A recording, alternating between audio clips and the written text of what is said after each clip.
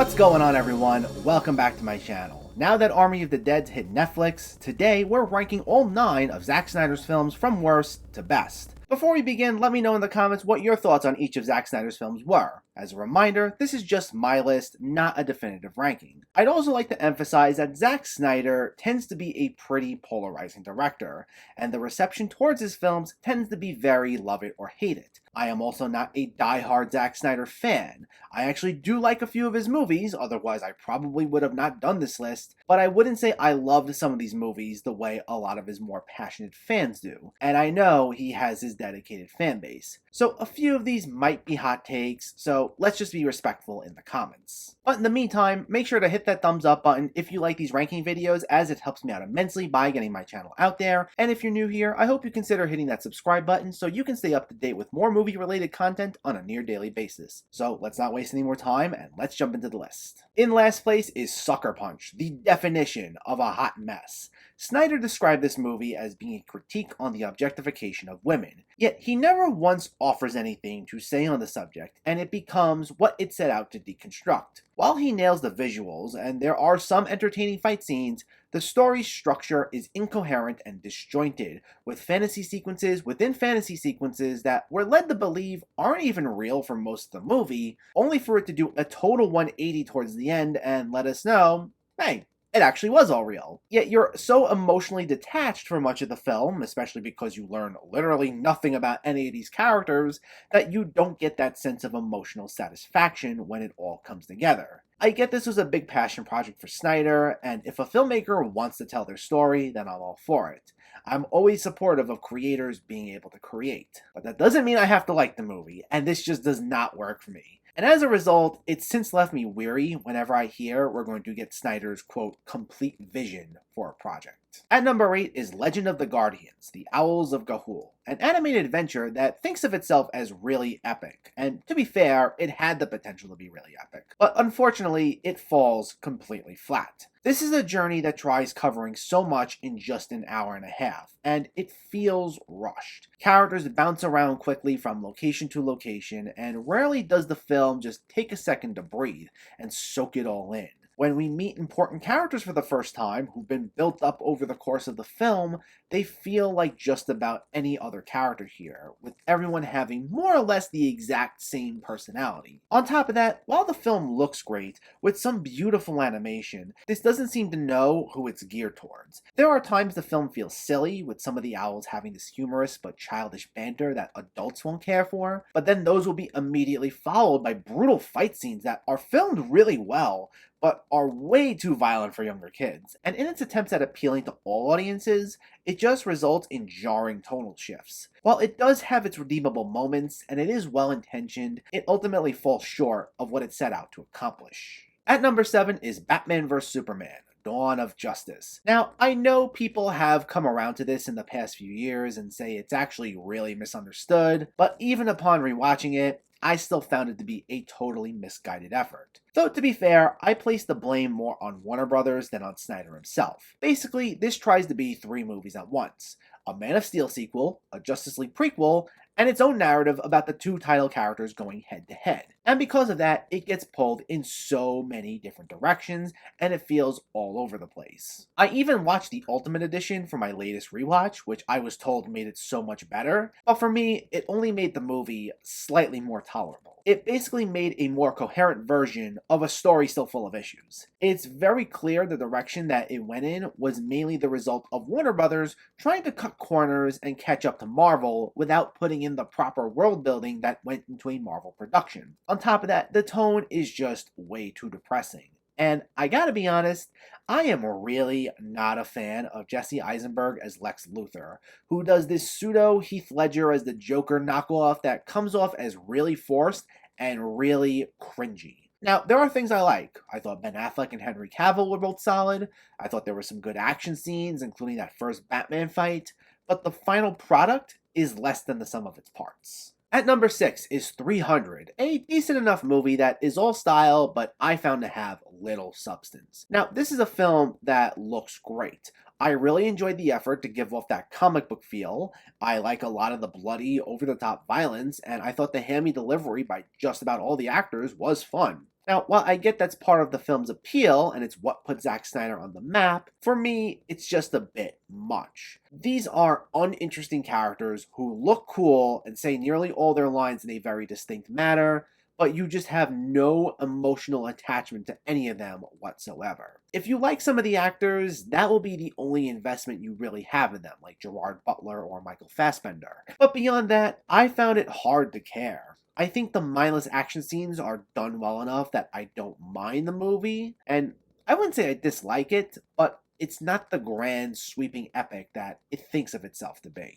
At number 5 is Army of the Dead, another movie I found to be fairly decent, as it's Zack Snyder's return to the zombie genre after Dawn of the Dead. Though whereas Dawn of the Dead was made when he didn't have a distinct directorial style to him, this sees him do what he loves with all these dragged out moments of tension and slow motion kill shots. And while it can be fun, especially in the first half, and it does have a very unique spin on the zombie genre, it doesn't fully utilize some of its more original aspects. Like, you have this zombie hierarchy in there, which is explored in the first half, but they ultimately just become like any other zombie by the second half. On top of that, what made this work so well at first was you have this really fun group dynamic led by Dave Bautista that made this one of Snyder's funnier films. But as the film goes on and characters get separated and the film leans into its more emotional aspects, it ran out of steam for me between its bloated 2.5 hour runtime and its extremely clunky dialogue.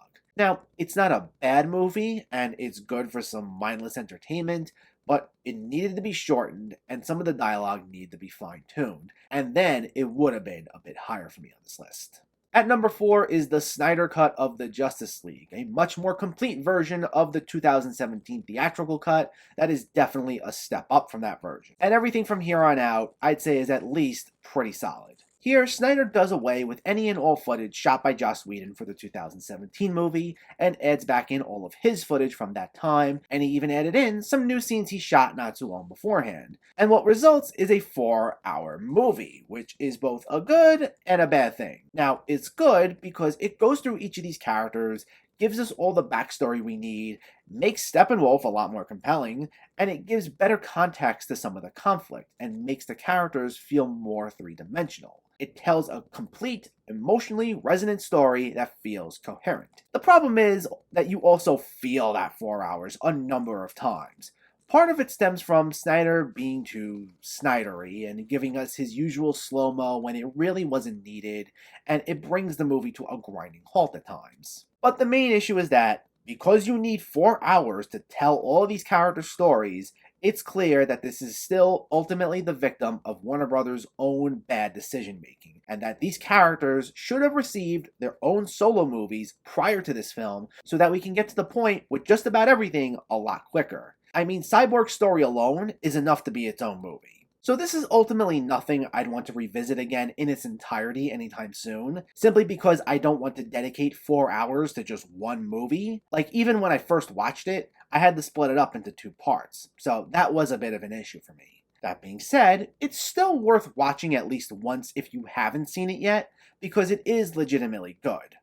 Just too long. At number 3 is Watchmen, Snyder giving us the adaptation of not just one of the greatest comic book series of all time, but a story that was once famously called unfilmable. And I gotta be honest, he did just about as good of a job as he could do with it. It's a story that has such a dense, rich history that it's almost impossible to tell it in a 2 to 3 hour time frame, and it shows, even if you watch the more complete director's cut. And because it throws so much at you at once, it might be a lot. There were things that we probably could have expanded upon more, mainly just so we could connect with some of these characters better.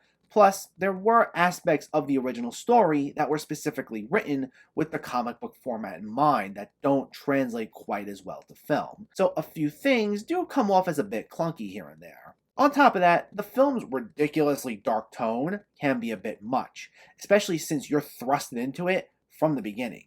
Now, I originally watched this movie on a big IMAX screen, and the first time around, I did love it, just from being in awe of how great everything looked. Plus, darker superhero movies were what I really liked at the time, as they were also really popular in 2009. But rewatching it at home, years later, now that I'm over the cool-looking new movie, its problems do show a little more. But all that being said, it's still an engaging story that does a solid job of breaking down the superhero genre, showing how they play into real world events, and showing us how morally complex they'd probably be if they did exist. I still appreciate all of that. So I'd say the movie still works as a whole. There are a number of moments that were really cool, the performances were mostly solid, the effects looked nice, and the mood was set really well. So it's honestly a commendable effort by Snyder, who does what was thought to be once impossible. At number 2 is Dawn of the Dead. Snyder's debut feature remains one of his best and is notable for probably being the one film of his that doesn't feel like the rest of his filmography. None of his usual visual tricks here, it doesn't go on longer than it needed to.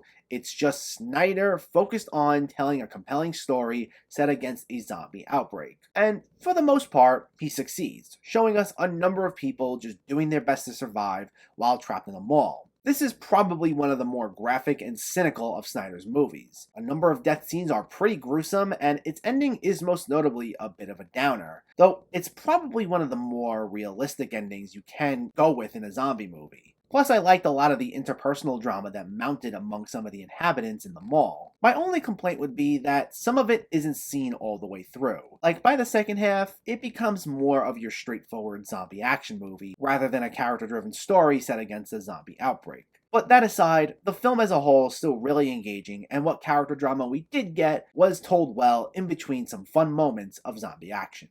But in first place is Man of Steel, and I gotta tell you, I was not expecting this to be my number 1 going into this, as much as I've always had a soft spot for this film. I really thought Dawn of the Dead, which was my original number 1, was going to remain in that spot. But if anything, Man of Steel actually improved a bit for me upon my most recent rewatch. I actually found it to be one of the most unfairly criticized DCEU films. I never got why it got such mixed reviews at the time, and I think its reputation did sour a bit because it had this guilt by association because some of the early films of the DCEU that directly follow this really aren't so great. But despite maybe being a bit too dark at times, it's actually kind of endearing. I always thought Henry Cavill was a great Superman, and I liked the struggle that he went through as he tried to carry on the legacy of both Jor-El and Jonathan Kent, which is something you have to keep in mind with this movie. He hasn't fully come into his own as Superman yet, so this is him going from a young man who makes these mistakes Superman normally wouldn't make, to becoming the all-powerful superhero that we enjoy. And I thought it was a compelling journey. Plus, I thought Michael Shannon as Zod was a very well done villain, and probably one of the better ones in the DCEU as a whole, as he really captured just how menacing this guy is. He was actually my favorite part of the whole film. And despite having a dark tone that tries to replicate Christopher Nolan a few times, it actually moves pretty fast. It doesn't really feel boring, and the story's engaging for the most part. Plus, despite being a solo superhero movie, it feels grand in scale between the material set on Earth and the stuff set on Krypton. And the action, whenever we get to it, was really enjoyable. And yes, that also includes the controversial ending of the movie. Now, I don't think it's the best Superman movie ever. I feel it's hard to top the Christopher Reeve movies, personally, but it's definitely one that deserves way more credit than it got, and it sits as my number 1 favorite Zack Snyder movie.